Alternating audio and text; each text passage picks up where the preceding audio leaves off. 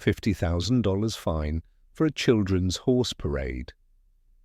The HOA president completely lost it, screaming at everyone threatening to destroy a veteran's ranch.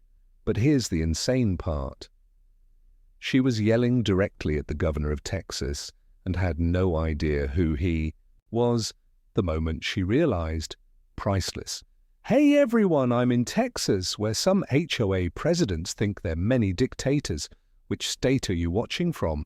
Drop it in the comments. This October morning started peaceful, but nobody saw the storm coming.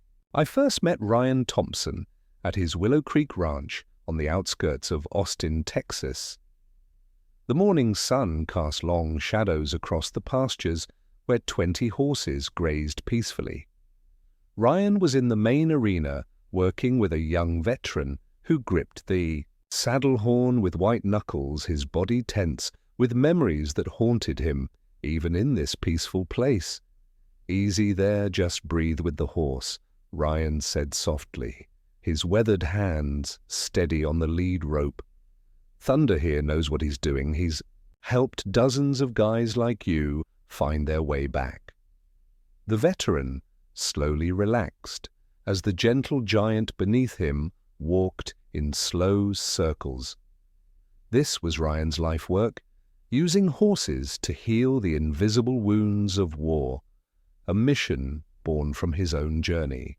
Back from Afghanistan, Emma Ryan's 12-year-old daughter was setting up orange cones along the fence line, preparing for the Ranker Parade that had become a beloved tradition for 15 years. "Dad," Mrs. Johnson called and said her twins are so excited. They haven't slept in 2 days. Emma called out, her ponytail bouncing as she worked. They'd been practicing their cowboy waves in the mirror. Ryan smiled at his daughter, the kind of smile that reached his eyes, despite the weariness that lived there. Since losing his wife to cancer 3 years ago, Emma had become not just his daughter but his partner in keeping the ranch and its mission alive. The parade raised funds for disabled children to receive free riding lessons and for veterans to find peace among these gentle giants.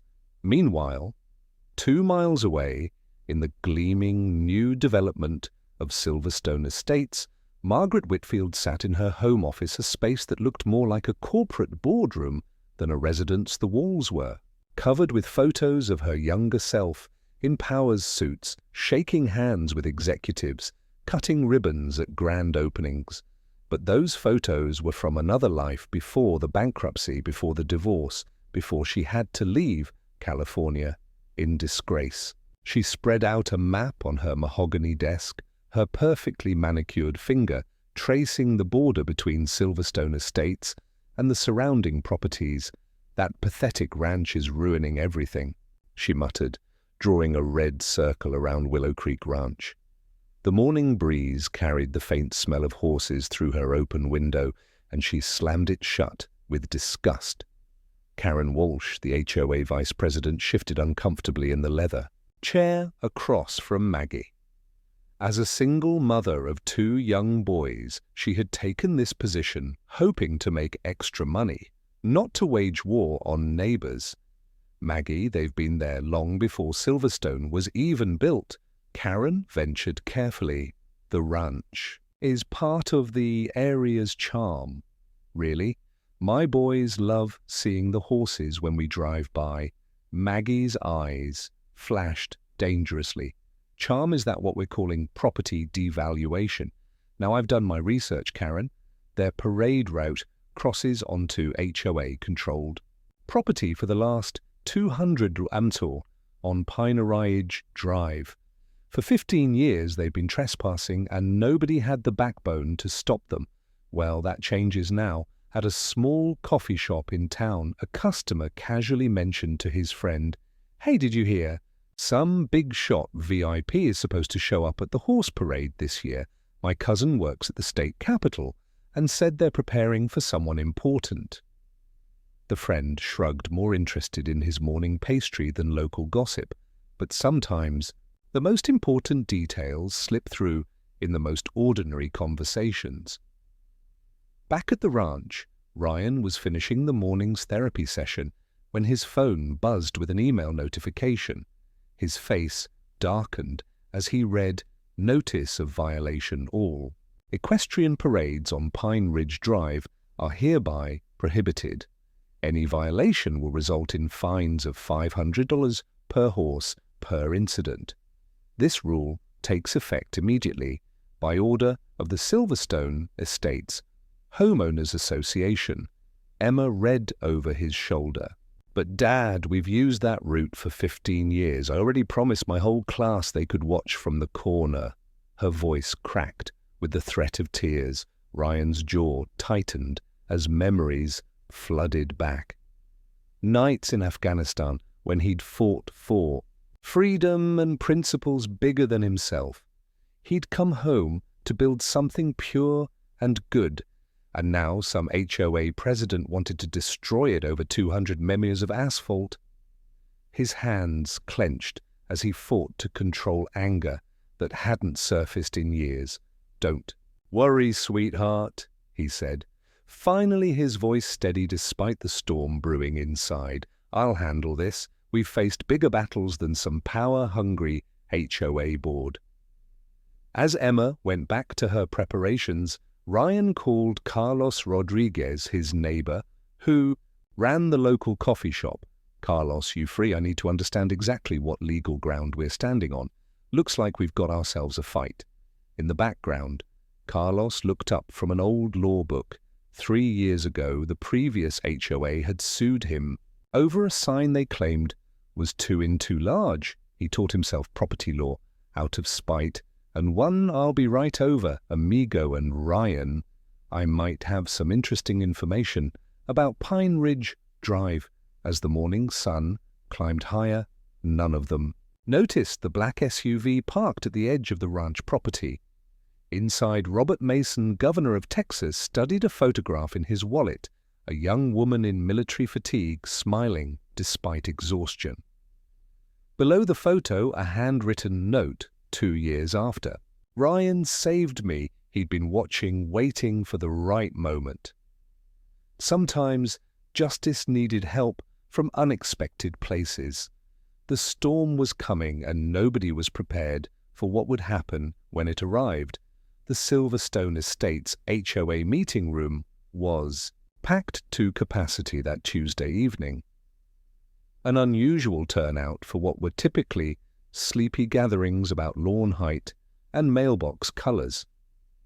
I watched from the back row as Ryan Thompson entered, his presence immediately shifting the energy in the room.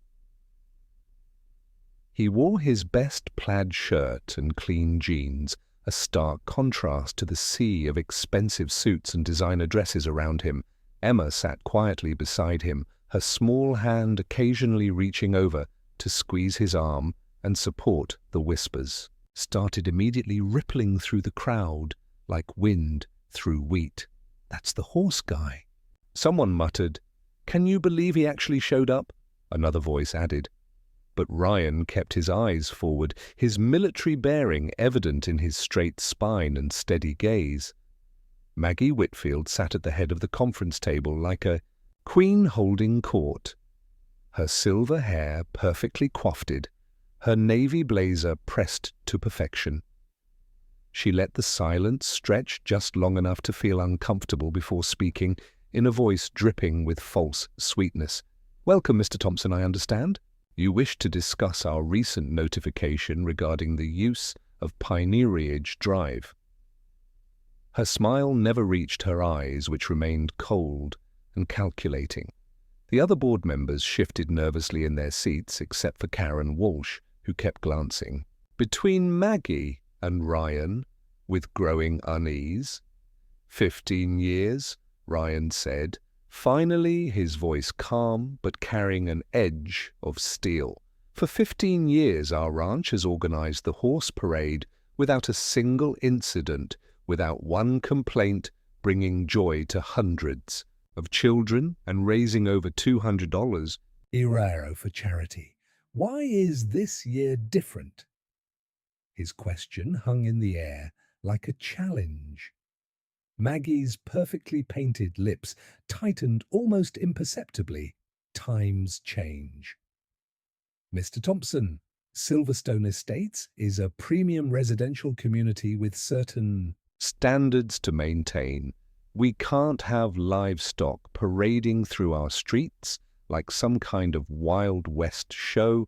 The dismissive way she said livestock made several people in the audience shift uncomfortably. Vandard's Ryan's laugh was short and humorless.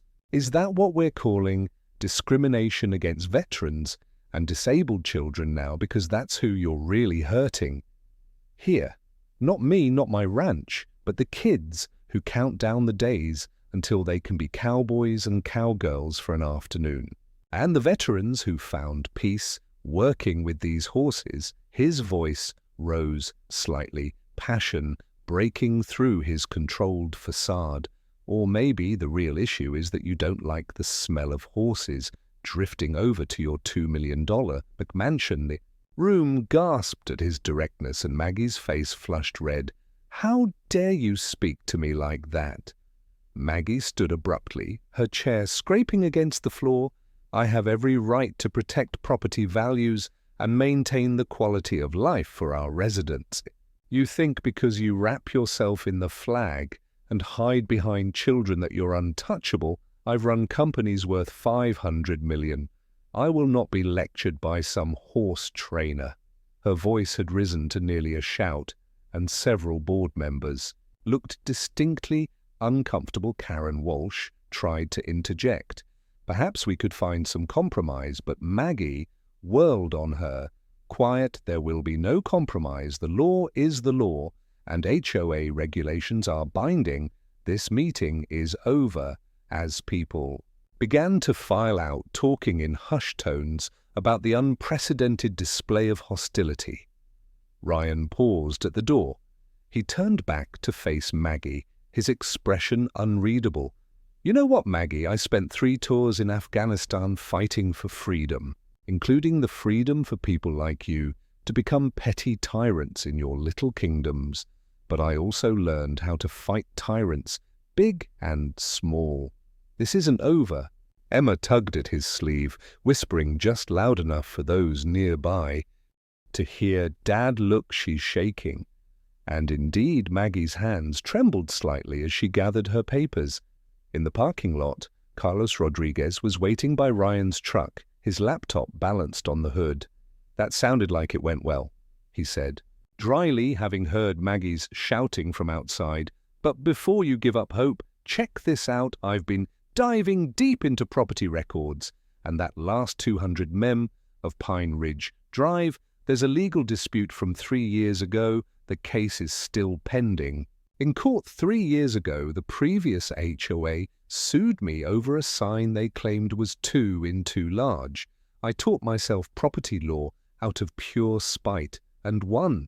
Since then, I've been the neighborhood's unofficial legal eagle. Trust me. Maggie's bluffing about her authority here. The next morning brought a new development that would change everything. A black SUV with government plates pulled up to the ranch fence, and a tall man in his 50s stepped out. He wore casual clothes, nothing that would mark him as anything special. But there was something about the way he carried himself that commanded attention. Beautiful morning. For riding, he said to Ryan. I heard you might have room for one more rider in your parade. I'm particularly interested in riding the lead position. Ryan studied the stranger carefully. The parade might not happen this year. We're having some issues with the HOA. The man's expression darkened. Tell me more. As Ryan explained, the stranger listened intently. Interesting. Well, I'd still like to participate. Names Robert Mason, but call me Bob. Emma had wandered over, drawn by the newcomer. Your sister was in the military too, she asked when Bob mentioned his sister's service. Bob nodded, his expression softening. She had a rough time when she came back, but a program very much like your father's helped her find herself again. She's a psychologist now, says it all started with learning to trust a horse. Ryan and Emma exchanged glances. "Well then, Bob, why don't you come? By tomorrow morning and we'll see about getting you matched with one of our horses," Ryan offered. "Oh, and Mr. Thompson," Bob said as he headed back to his vehicle, "don't let anyone tell you this parade can't happen. Sometimes the right people show up." At the right time, as the SUV pulled away, Carlos came running from his coffee shop, excitement written all over his face. "Ryan, you're not going to believe this. Remember how I said the HOA might not have authority? I found proof. They definitely don't have authority over that section of Pineridge Drive." But before he could explain further, Ryan's phone rang. It was Karen Walsh, speaking in a hushed, urgent tone. "Ryan, I shouldn't be calling you, but Maggie's planning something big. She's called an emergency board meeting for tonight about immediate enforcement actions. I think she's going to escalate this way beyond some fines." Ryan thanked her and hung up, his mind racing. The battle was about to get much more serious, and he had a feeling their mysterious new friend Bob might play a bigger role than anyone expected.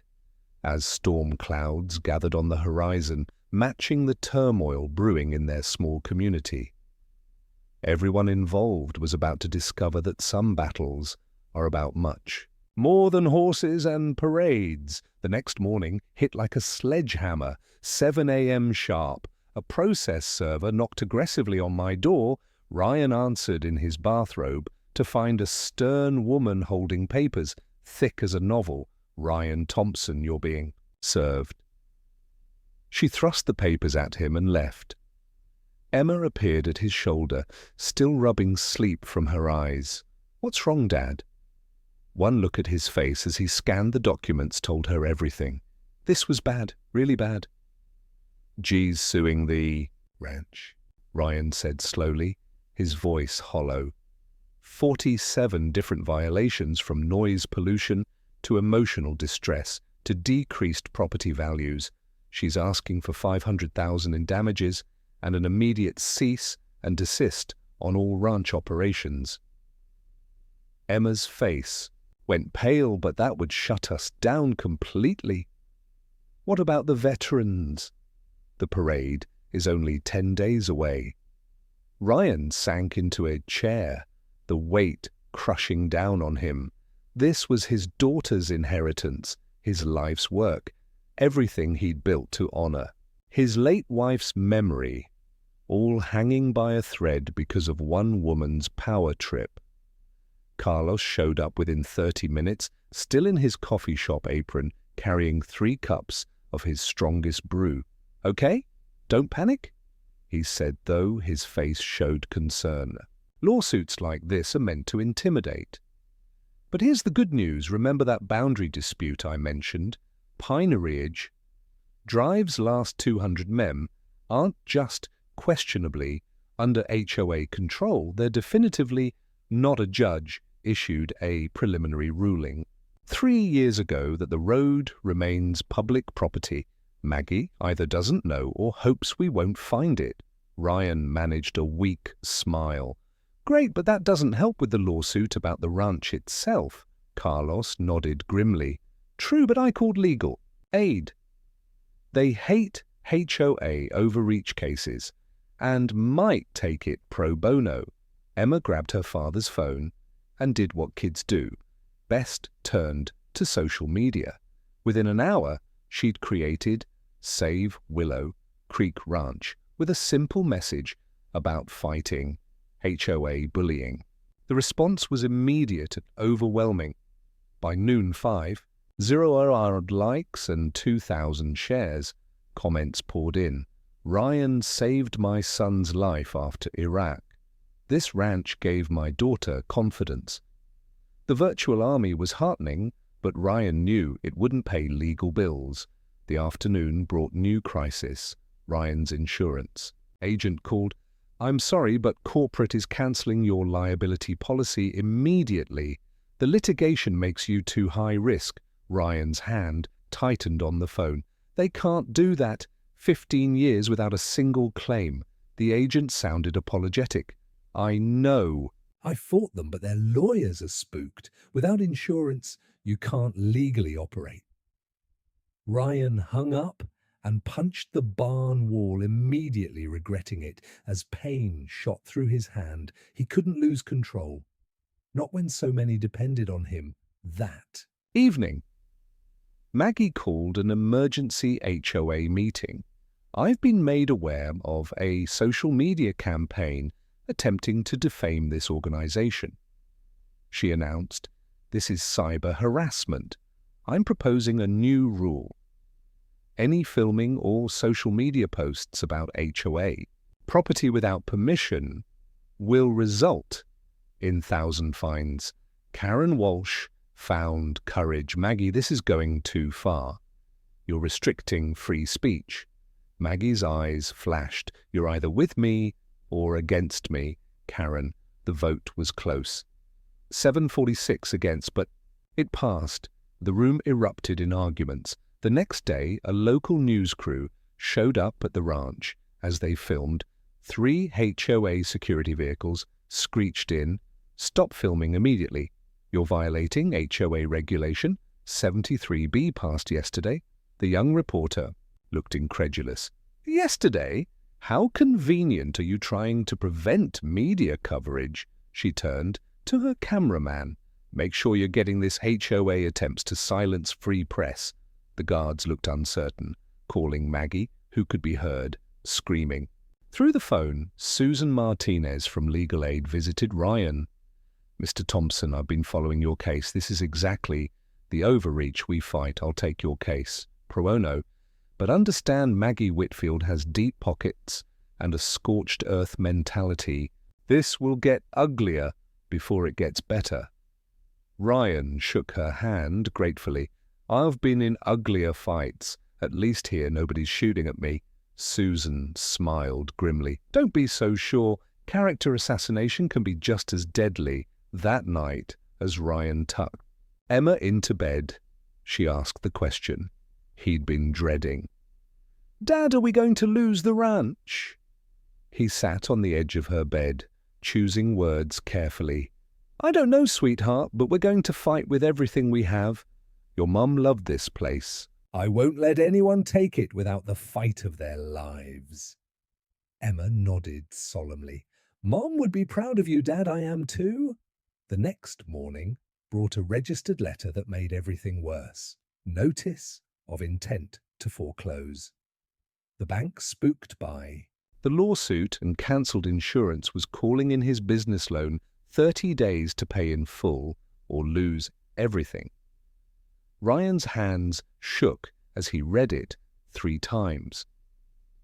This wasn't just about a parade anymore. Maggie was systematically destroying his life piece by piece. But as he looked at the horses grazing peacefully, unaware of the human drama, he made a decision. If he was going down, he'd go down fighting. The parade would happen, even if it was the last thing he did. At Willow Creek Ranch, he picked up his phone and dialed Bob Mason. Bob that offered to ride in the parade still stands. "In fact, I'd like you to ride lead. Something tells me we're going to need all the help we can get." The war reached its climax on a Thursday afternoon that started with controlled chaos and ended with Maggie Whitfield's complete meltdown in front of 50 witnesses. I was there helping coordinate the arrival of veteran volunteers when all hell broke loose. The scene was already tense, with dozens of former military personnel working to dismantle the illegal fence Maggie had ordered, built across the ranch's main entrance the night before. These weren't just any volunteers. These were men and women who'd served their country and weren't about to be intimidated by some HOA president's power play. "This fence doesn't have proper permits," one of them announced loudly, waving documentation Carlos had miraculously produced, which makes it illegal construction on a disputed easement, so we're exercising our civic duty to remove an obstruction. The veterans worked with military precision, dismantling the fence post by post, while Maggie's security guards stood by, helplessly unsure whether they had any actual authority to intervene. Then Maggie's Mercedes screeched into the scene, and she emerged like a fury from Greek mythology, her usually perfect appearance disheveled with rage. "Stop this immediately!" she screamed, her voice cracking with hysteria. "You're destroying private property! I'll have every one of you arrested!" Now, the veterans didn't even pause in their work. One older gentleman wearing a Vietnam veteran cap chuckled without looking up. "Ma'am, I survived the Tet Offensive. You think some HOA president is going to scare me?" This only enraged Maggie further. She pulled out her phone, frantically dialing. "I'm calling the police, the FBI. I'll call the governor if I have to." That's when Ryan stepped forward, calm in the face of her storm. "Go ahead and call them, Maggie. While you're at it, you might want to explain why you built an illegal structure without permits. Carlos here found out your fence violates at least 3 city ordinances. Maggie whirled on Ryan, her finger jabbing at him like a weapon. "You think you're so clever, you think you can fight me. I ran a $500 million perfectly safe office. Why? Because the company doesn't have the competency. You bury you and your pathetic little ranch." Her face had turned an alarming shade of purple, spittle flying as she ranted. Ryan remained steady, though I could see his hands clench and unclench, old military training keeping his temp. "And you failed at that company, didn't you?" he said quietly, but his words cut through her, screaming like a knife. "Now you're trying to compensate by bullying people who actually contribute something positive to this world, but you picked the wrong fight, Maggie." It was at this precise moment that Bob Mason chose to make his entrance, stepping out of his black SUV, still dressed in casual riding clothes Maggie lost.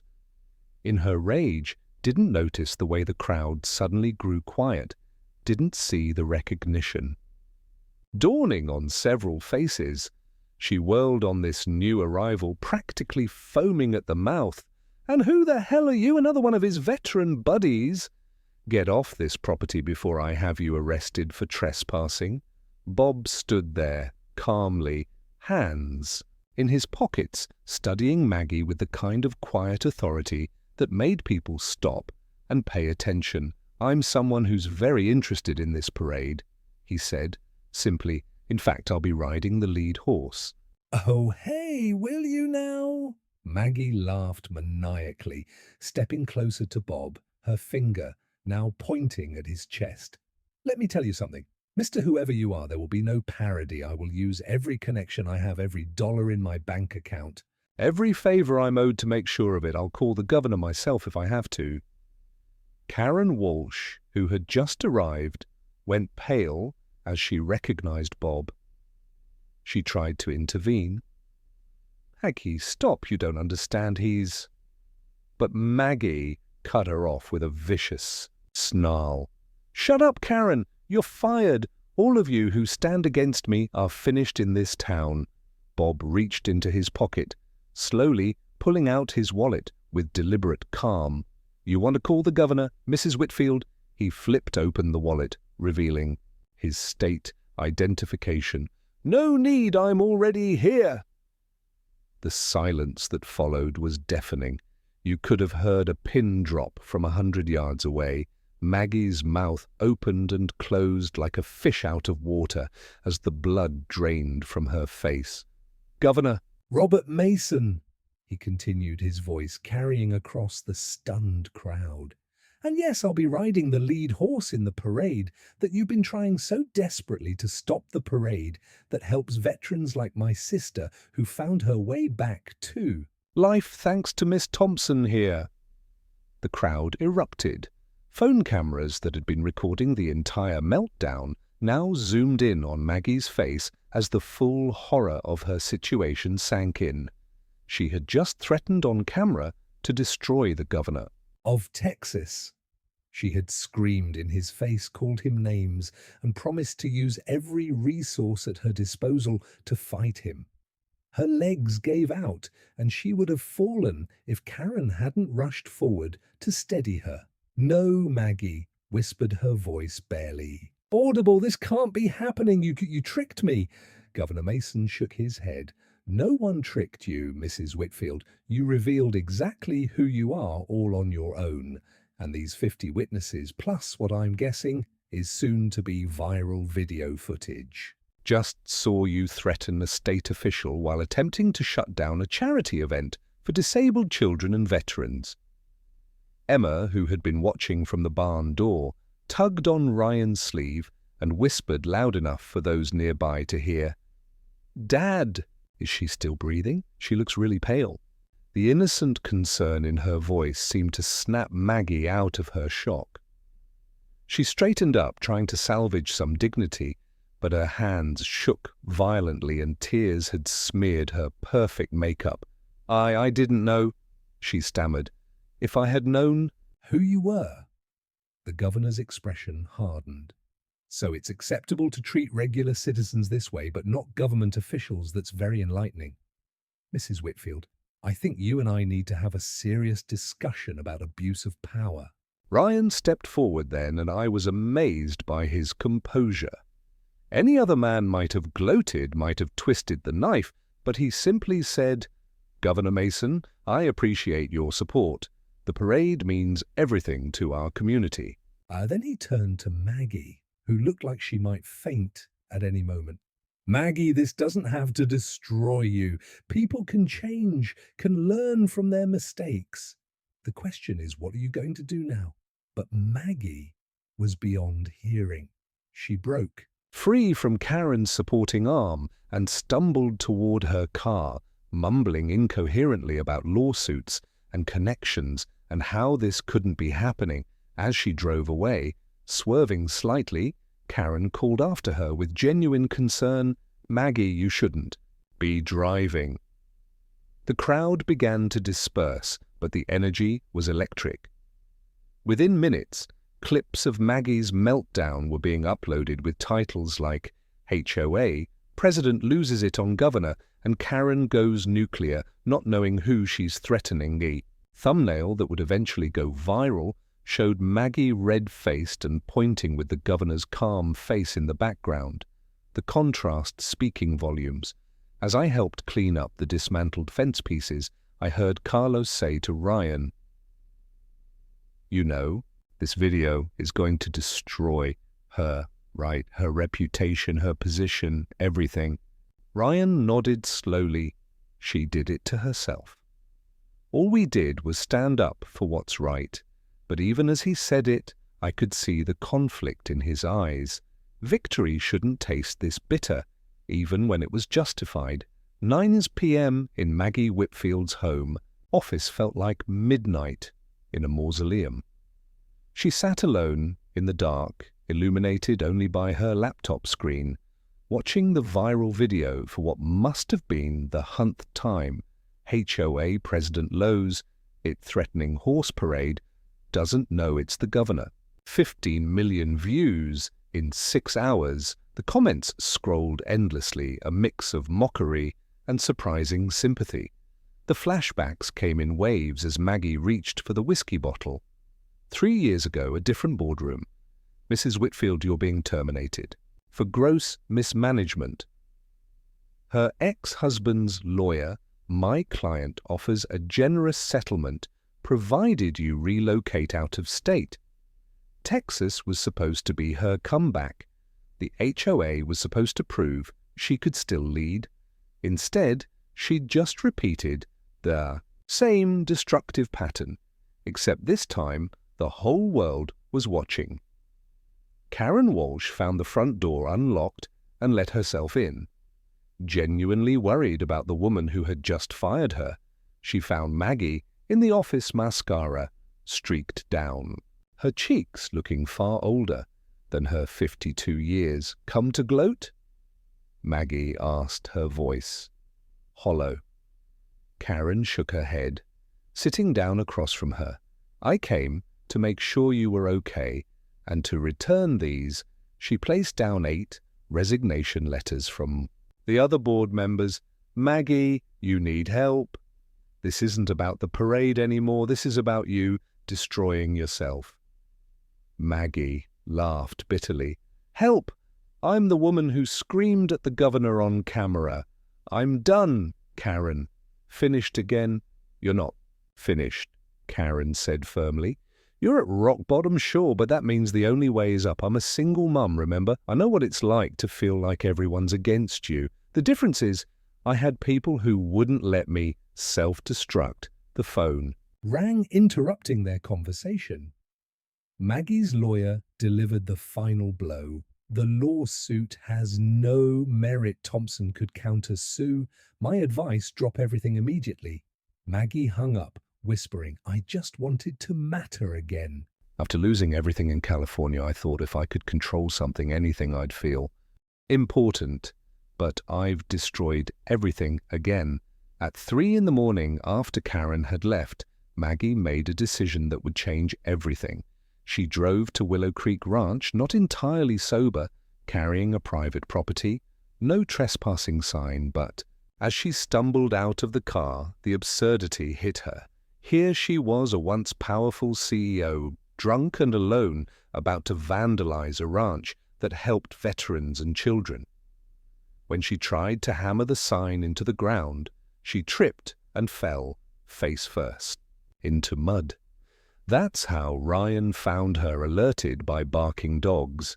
He could have called the police, taken photos, or left her there.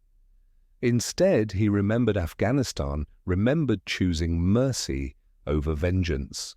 Come on, he said gently, helping her to her feet. Let's get you inside and cleaned up. In his warm kitchen, Maggie sat wrapped in a blanket, holding coffee with shaking hands. I destroyed everything again, she said quietly. That's what I do. I ruin good things because I'm scared of being ruined first. Emma appeared in the doorway, sleepy but concerned. Dad, is everything okay? She saw Maggie and stopped short. This was the woman who tried to cancel the parade, but Emma saw something else too, a broken person in pain. Without a word, she went to the cookie jar and brought back 2 chocolate chip cookies. My mom used to say, everyone deserves a warm cookie when they're sad. It doesn't fix everything, but it helps a little. That simple act of kindness from a child broke through Maggie's last defenses. She sobbed openly, months of pain and loneliness pouring out.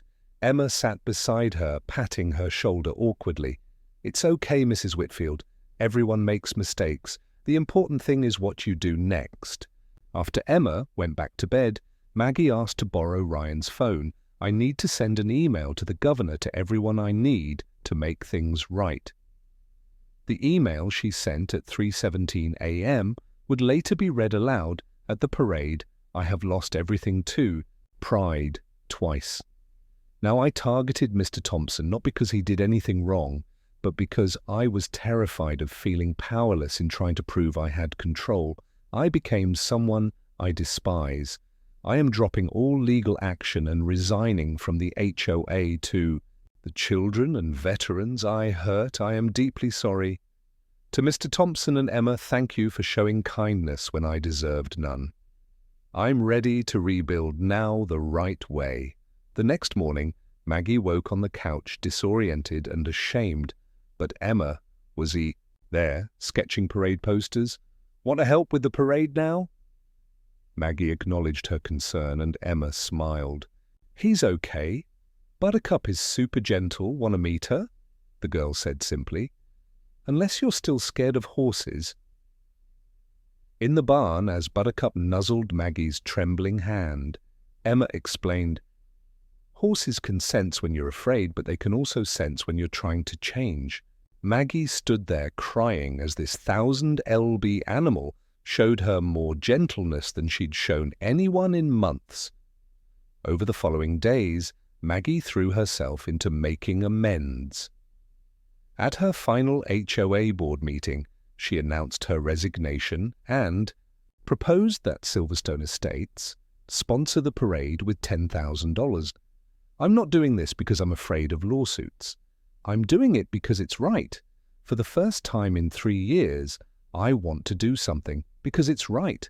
The vote was unanimous. When insurance threatened to derail the parade, Maggie spent 5 hours calling in favors from her corporate past.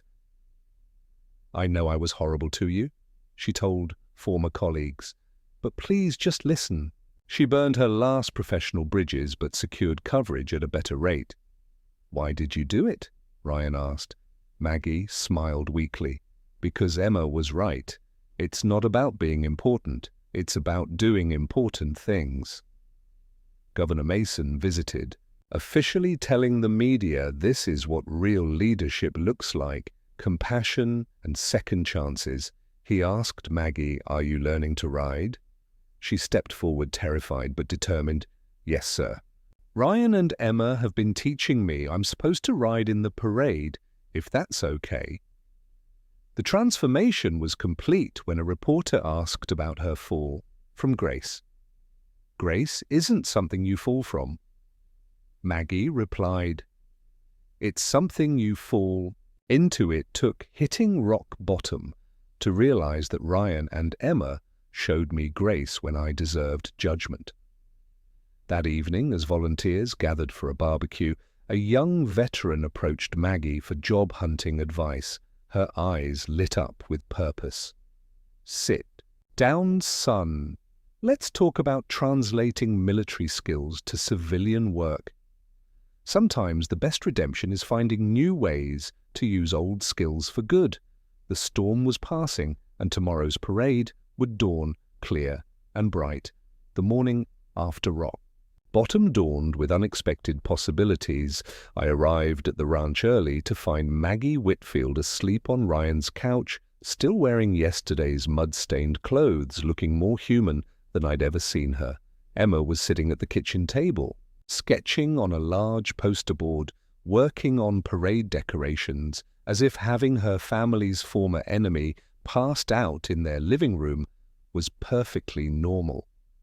"She cried herself to sleep," Emma explained quietly when she saw me looking. "Dad said sometimes people need to break all the way down before they can build back up, like that horse warrior we rescued last year. Remember, he had to learn to trust again too." The wisdom in that 12-year-old's words would have seemed impossible if I hadn't witnessed it myself. Maggie stirred awake, disoriented, and clearly hungover, wincing at the morning light streaming through the windows. For a moment she seemed confused about where she was. Then memory crashed back, and her face crumpled with shame. "I should go," she mumbled, not meeting anyone's eyes. But Emma spoke up before anyone else could. "Are you going to help with the parade? Now we could use more volunteers. Unless you're still scared of horses." It wasn't said meanly, just with the matter-of-fact curiosity of a child. Maggie looked at this girl whose life she'd tried to disrupt and saw no hatred, just honest questions.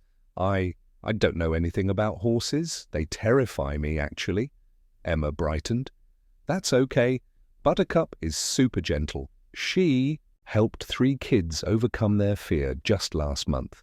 Want to meet her before anyone could object." Emma had taken Maggie's hand and was leading her toward the barn. Ryan and I followed both, slightly stunned by the turn of events in the soft morning light of the stable. Buttercup stood in her stall, a golden mare with the gentlest eyes you'd ever see. Emma demonstrated how to approach slowly, hand extended, letting the horse decide to make contact. "See, she's saying hello," Emma explained, as Buttercup nuzzled Maggie's trembling palm. "Horses are like people. They can sense when you're afraid, but they can also sense when you're trying to change." Maggie stood there, tears rolling down her cheeks as this 1,000-pound animal showed her more gentleness than she'd shown anyone in months. The next few days were a whirlwind of preparation and unexpected alliances. Maggie called an emergency HOA board, meeting her last official act as president. "I failed you all," she said simply. To the packed room, I let my personal fears and past failures turn me into exactly the kind of leader I swore I'd never become. I am resigning effective immediately. But before I go, I want to propose one final motion. The Silverstone Estates HOA officially sponsors the Willow Creek Ranch Horse Parade. With a $10,000 donation from our event fund, the room erupted in surprised murmurs. "Are you serious?" asked one member. Maggie nodded firmly. "I'm not doing this because I'm afraid of lawsuits or bad publicity. I'm doing it because it's right. For the first time in 3 years, I want to do something because it's right. Please let me end my tenure with at least one good decision." The vote was unanimous 5-0, with Karen Walsh leading the applause, but the real work was just beginning. Word had spread about Maggie's meltdown and transformation, and the ranch was flooded with volunteers wanting to help. The problem was, 2 days before the parade, their insurance crisis hadn't been resolved. Without liability coverage, the parade couldn't legally proceed. Maggie overheard Ryan on the phone, desperately trying to find a solution. "Let me help," she said quietly. "Please, I know I caused this problem. Let me fix it." She spent the next 5 hours on the phone calling in every favor from her corporate past. "Bill, it's Maggie Whitfield. Yes, I know you've seen the video. I know I'm a laughingstock, but I need your help. There's a ranch here that helps veterans, and I nearly destroyed it, please." Call after call, rejection after rejection, until finally, "Susan, yes, it's really me. I know I was horrible to you when you worked for me. You have every right to hang up, but please just listen for 30 seconds by evening." Maggie had secured new insurance at a better rate than before, but at a cost. "I just burned my last 3 professional bridges." She admitted to Ryan, exhausted. "Those were the only people from my old life who would still take my calls. Now they won't." Either Ryan studied her carefully. "Why did you do it then?" Maggie managed a weak smile. "Because Emma was right. It's not about being important, it's about doing important things. This parade, what you do here, that's important. My ego isn't the transformation." Was remarkable to witness. The woman who had screamed about property values was now mucking out stalls, learning from Emma how to properly brush a horse, and slowly, carefully building trust with both animals and humans. Governor Mason made an official visit to the ranch, this time in his formal capacity. The media was there expecting drama, but what they found was reconciliation. "Mr. Thompson," the governor said publicly, "I want to thank you for showing us all what real leadership looks like, not the kind that comes from titles or positions, but the kind that comes from compassion and second chances." He turned to Maggie, who stood nervously at the edge of the group. "Mrs. Whitfield, I understand you're learning to ride." Maggie stepped forward, clearly terrified but determined. "Yes, sir. Ryan and Emma have been teaching me I'm supposed to ride in the parade, if that's still okay." The governor smiled. "I think that would be perfect. After all, the best leaders know how to follow." First, Carlos arrived with custom T-shirts he'd had made Willow Creek Ranch, where every storm runs out of rain. Emma had designed them, including her mother's favorite quote. "I figured we could sell these at the parade," Carlos explained, "raise extra money for the program." Even Maggie wore one the designer labeled Devotee, now proudly sporting a $10 T-shirt with a hand-drawn horse on it. The transformation was so complete that when a reporter asked her about her fall from grace, she answered honestly, "Grace isn't something you fall from, it's something you fall into. It took me hitting rock bottom covered in mud at 3 a.m. to realize that Ryan and Emma Thompson showed me grace when I deserved judgment. That's the story here. Not my mistakes, but their mercy. The night before the parade, the ranch hosted a barbecue for all the volunteers, veterans, families, neighbors. From Silverstone Estates, even some of Maggie's former HOA board members showed up. I watched Maggie working the grill alongside Ryan, laughing at something Carlos said. Looking more relaxed than anyone had ever seen her, Emma approached with the question that silenced the nearby conversations. "Mrs. Whitfield, do you think my mum would have forgiven you for trying to stop the parade?" Maggie knelt down to Emma's level, her eyes serious. "I don't know, sweetie, but I think she would have wanted what you and your dad gave me a chance to change. And you know what I think? She would have been proud of you for being brave enough to show kindness to someone who didn't deserve it." As the evening wound down, there was one more surprise.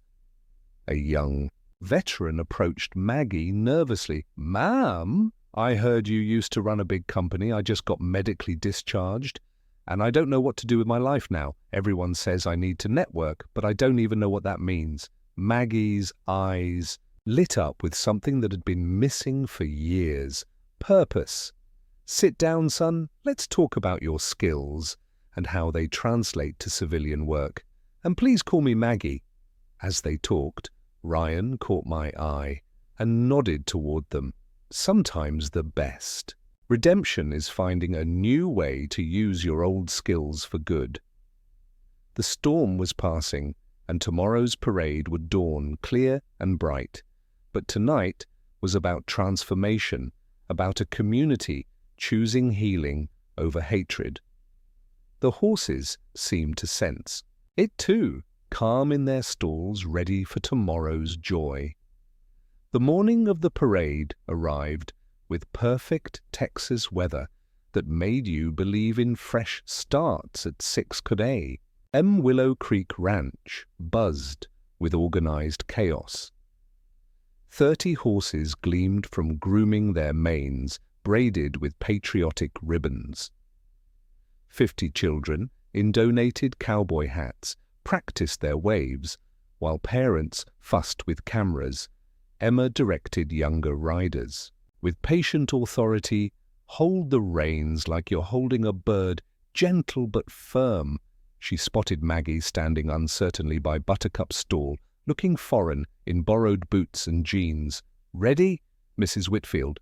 Maggie laughed shakily. "I'm terrified. What if I fall off in front of everyone?" Emma's response was simple. "Then you get back on. That's what cowboys do. Every storm runs out of rain." Remember at 8 sharp, Governor Robert Mason arrived in a small convoy. No fanfare, just keeping his promise. He stepped out in full riding attire. Every inch, the Marine turned statesman. When reporters asked about riding alongside Maggie after the incident, he responded thoughtfully. "It's a perfect example of what makes Texas great. We believe in second chances in redemption." Mrs. Whitfield made mistakes, owned them, and is working to make amends. That takes more courage than never making mistakes at all. His words set the tone for the day, transforming what could have been a spectacle into something. Approaching grace. As 10 approached, riders began mounting up. Maggie approached Buttercup with visible fear, hands shaking as she grabbed the saddle horn. For a moment I thought she might back out. Then Emma appeared at her side. "I'll be right next." "To you the whole time, look." Buttercup is wearing her special parade blanket. She knows this is important. With Ryan's help, Maggie mounted the patient mare. Once settled in the saddle, something shifted in her expression. She sat straighter, held the reins steadier. Sometimes courage is just fear that has said its prayers. The parade began precisely at 10, led by Governor Mason on Thunder, the majestic black stallion. Behind him rode Ryan and Emma on Star, and lightning moving in perfect synchronization. Then came the sight that would have been unimaginable a week ago: Maggie Whitfield on Buttercup, her face showing terror and determination that somehow added up to dignity. The route took them through downtown past Carlos's coffee shop, where he offered free drinks to spectators, past the bank that had mysteriously withdrawn its foreclosure threat, past hundreds of people witnessing this small-town miracle. When they reached Pineridge Drive, the disputed road that started everything, a massive banner awaited Silverstone Estates, welcomes Willow Creek, Parrot proud sponsors of veterans and children. Someone shouted, "Next year, let Maggie organize it," and warm laughter rippled through the crowd. It wasn't mocking, but welcoming. Maggie heard it, and something broke inside her, not destructively, but in a way that lets light in.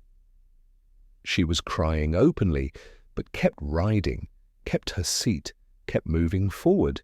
At the park, as riders dismounted, Ryan steadied Maggie.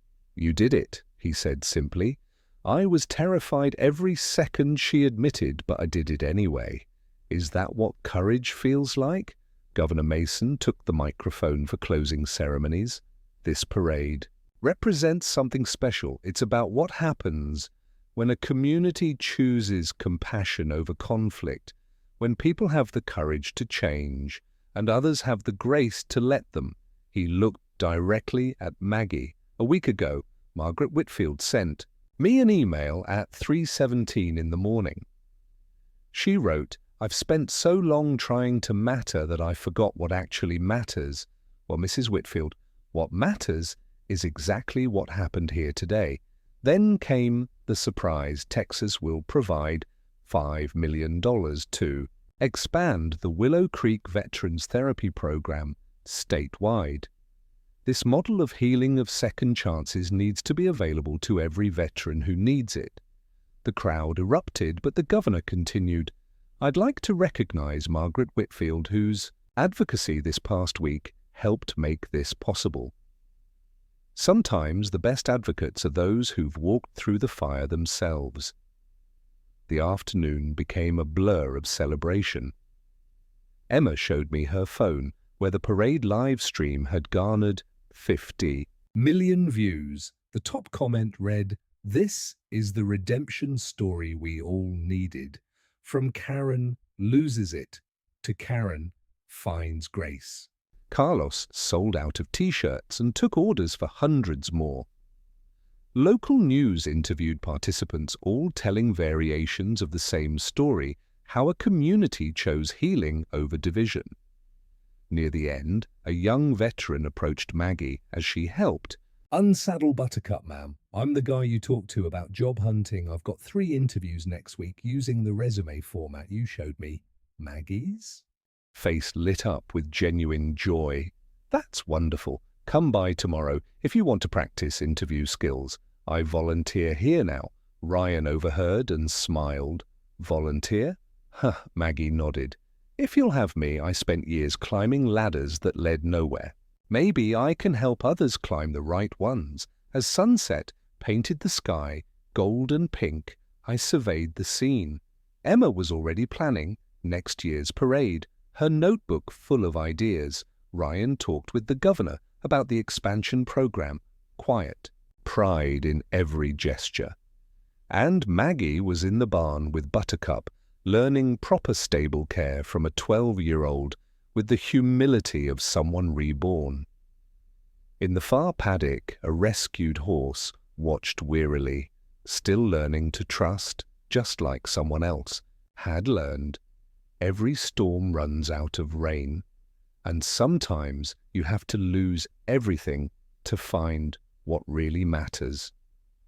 The Willow Creek Ranch Horse Parade would ride again next year, and Maggie Whitfield would help lead it, because that's what grace looks like: a woman who lost everything, discovering that everything she lost wasn't what mattered anyway. The storm had passed, the sun was shining.